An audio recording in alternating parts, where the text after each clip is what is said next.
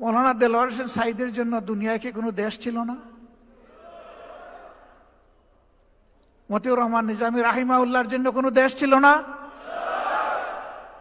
আমাদের আইকন মাতার তাজ অধ্যাপক গোলাম আজম রাহিমাহুল্লাহর জন্য কোনো দেশ ছিল না? বহু দেশ আমাদের কাছে প্রস্তাব দিয়েছে, এরা শুধু তোমাদের দেশের সম্পদ নয়, এরা বিশ্বের মুসলমানদের সম্পদ, তোমরা আমাদের জন্য কিছুদিনের জন্য তাদেরকে দিয়ে দাও। একটা সম্পদের অভাবের কারণে এই দেশটা হামাগুড়ি খাচ্ছে, এখন উঠে আর পড়ে। সেই সম্পদটা হচ্ছে সততার সম্পদ। তো আল্লাহ রাব্বুল আলামিন একটা সোনার টুকরা দেশ আমাদেরকে উপহার দিয়েছেন। এখানে আমরা যারা আছি, আমার বিশ্বাস আমি একা নই, অনেকেই নারী পুরুষ এবং সাংবাদিক বন্ধুরা দুনিয়ার বহু দেশ ঘুরার, দেখার, বুঝার সুযোগ হয়েছে। এমন দেশ খুব কমই পাবেন সারাটা দেশটা সবুজ চাদরে ঢাকা, অথবা রূপালী সম্পদে ভরপুর।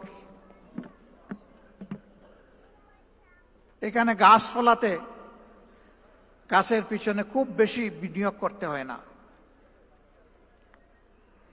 এখানে পানিতে মাছ ফলানোর জন্য বড় কোনো বিনিয়োগ করতে হয় না, শুধু গাছগুলা ধ্বংস না করলে হলো আর পানির মাছকে লুণ্ঠন না করলে হলো।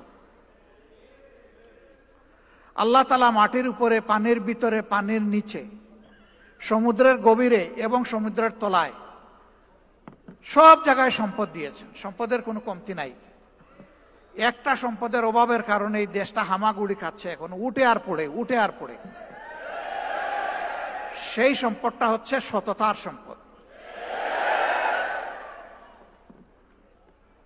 যদি আমাদের দেশের লুণ্ঠন, চুরি, চামারি, বাটপারি না থাকতো, চাঁদাবাজি, দখলদারি না থাকতো, যদি নির্বাচিত প্রতিনিধিগণ, এটা সংসদ হোক অথবা স্থানীয় সরকার হোক, সব জায়গায় যদি তারা সততার পরিচয় দিতেন, আমি যতটুকু বুঝি এই বাংলাদেশ সত্যি আগের এক সরকার বলে গেছিল না, সিঙ্গাপুর, সাংহাই, কি জানি, কানাডা বানাডা অনেক কিছু বলে গেছে না, রিয়েলি ওই রকমই একটা দেশ হইত। তারা ঠিকই সিঙ্গাপুর, সাংহাই এবং কানাডা তৈরি করেছে, তবে 18 কোটি মানুষের জন্য নয়, তাদের নিজেদের জন্য। এই জন্য আমরা সবসময় বলি, এ বাংলাদেশ আমাদের গর্বের বাংলাদেশ, প্রিয় বাংলাদেশ। যে যাই বলুক, যে যা সমালোচনা ইচ্ছা করে, সারা দিন রাত করতে থাকুক, এর প্রমাণ আমরা চেষ্টা করছি দেওয়ার।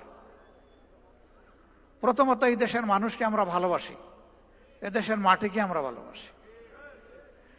এই জন্যে অনুকূল প্রতিকূল সকল অবস্থায় আলহামদুলিল্লাহ আমরা এই দেশেই আছি। অনুকূল অবস্থায় থাকতে তো কোনো সমস্যা নাই, কিন্তু যখন প্রতিকূলতা দেখা দিবে তখন থাকাটা হলো অনেক চ্যালেঞ্জের। মৌলানা দেলোয়ার হোসেন সাঈদীর জন্য দুনিয়ায় কি কোনো দেশ ছিল না? মতিউর রহমান নিজামী রাহিমাহুল্লাহর জন্য কোনো দেশ ছিল না? আমাদের আইকন মাতার তাজ অধ্যাপক গোলাম আজম রাহিমাহুল্লাহর জন্য কোনো দেশ ছিল না?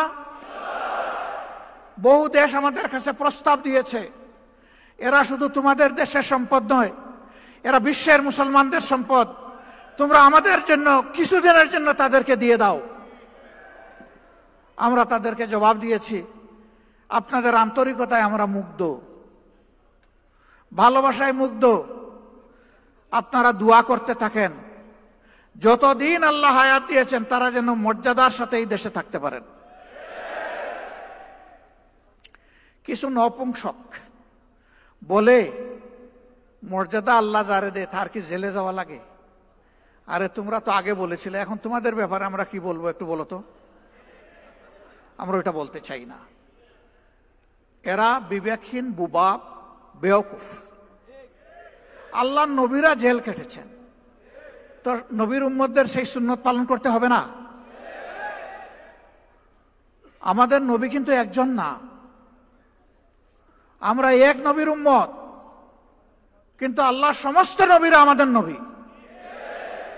ইসলামই একমাত্র ধর্ম সমস্ত নবীর নাম শুনলে সম্মান প্রদর্শন করে। আরেকটা ধর্ম এরকম দুনিয়া এখন খুঁজে পাওয়া যাবে না যে সমস্ত নবীকে সম্মান করে, কমপক্ষে এক দুইজনকে কুচা মারে।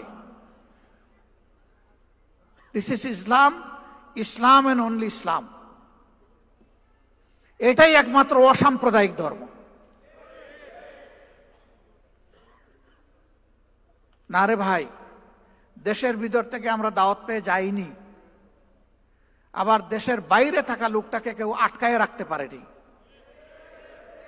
তিনিও সকল মায়ার বাঁধন ওই জগতের মায়াজাল ছিন্ন করে তার দায়িত্বের অনুভূতির কারণে তিনি একজন ফাইটার হিসাবে, আল্লাহর একজন সৈনিক হিসাবে আদালতে দাঁড়িয়ে তিনি বলবেন, আমার বিরুদ্ধে যত অভিযোগ, হে আল্লাহ তুমি সাক্ষী থাকো, সব মিথ্যা। তাই তারা করেছেন, আমরা ছেড়ে যাব না। হ্যাঁ, আল্লাহ তাআলার নির্দেশে বিশেষ প্রয়োজনে যদি কখনো যেতে হয় সেটি ভিন্ন, কিন্তু শুধু জান বাঁচানোর জন্য একটু শান্তিতে মায়ার জালে একটু গোড়াগড়ি করার জন্য ইসলামী আন্দোলনের লোকেরা যায়নি, ইনশাল্লাহ যাবে না।